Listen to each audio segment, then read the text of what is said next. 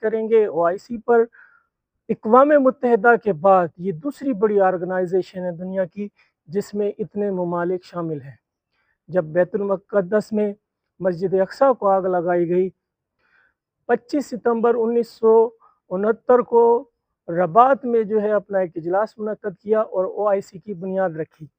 Head quarter جو ہے Jeddah سعودی عرب میں ہے اور اس کے 57 اسلامی ممالک جو ہیں ممبرز ہیں۔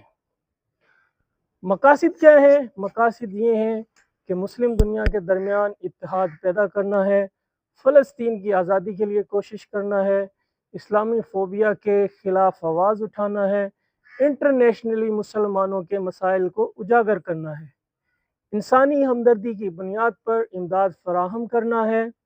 اسلامی بینک ایک اہم ادارہ، اس کا تعلیم و ثقافت کا بھی ایک ادارہ ہے اس میں، اور سائنسی ترقی کا بھی ایک ادارہ OIC میں شامل ہے۔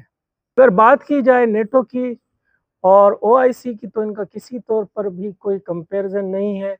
OIC میں کوئی بھی ایسا معاہدہ، ایسے ممالک شامل ہی نہیں ہے، اس طرح کی کوئی آرٹیکل، اس طرح کی کوئی بات شامل ہی نہیں ہے۔ اگر کسی ایک مسلمان ملک پر کوئی حملہ کیا جائے تو دوسرے مسلمان ممالک جو ہے اس کی مدد کریں گے یا کسی بھی طرح کا ایک فوجی الائنس بنے گا، جبکہ نیٹو ہے، نیٹو کی بنیاد ہی یہی تھی کہ اگر ان کے کسی بھی ممالک پر حملہ کیا جاتا ہے تو وہ جو ہے حملہ جو ہے وہ نیٹو پر سمجھا جائے گا۔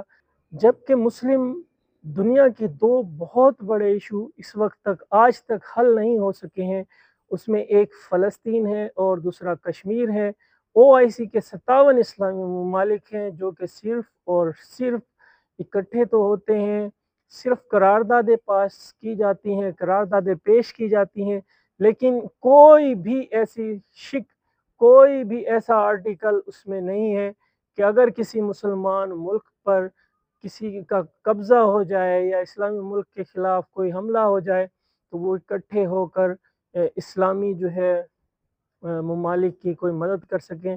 تو یہ OIC اور نیٹو جو ہے ایک الگ الگ چیزیں ہیں، وہ ان کا ایک فوجی اتحاد ہے جو پورے مغرب بشمول امریکہ کو ڈیفینڈ کرتا ہے، لیکن OIC جو ہے وہ بس ان کے مقاصد یہی ہے کہ اگر کسی اسلامی ملک پر کوئی جارحیت ہوتی ہے تو ہم ایک بیان دے کر آزاد ہو جائیں۔